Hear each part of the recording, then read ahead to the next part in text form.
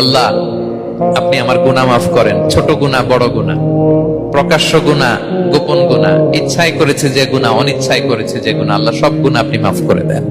প্রিয় ভাই, যদি আমাদের চরিত্রগুলোকে আমরা হেফাজত রাখি, এতদিন যা হয়েছে সেটাকে যদি অতীত রেখে জীবনের নতুন পৃষ্ঠা খুলি, আমার চোখ কোনো পরনারীকে দেখবে না, আমার চোখ আল্লাহর ভয়ে পানি ছাড়বে, আমার চোখ আল্লাহর কালাম পড়বে, মায়ের চেহারা দেখবে, বাবাকে দেখবে, হালাল জিনিস দেখবে, হারাম জিনিসে চোখ দেখবে না।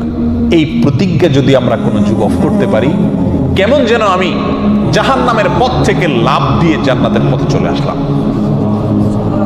কেমন যেন আমি জাহান্নামে পড়তে যাচ্ছি, সেখান থেকে ঝাঁপ দিয়ে জান্নাতের দিকে ঝুঁকে গেলাম।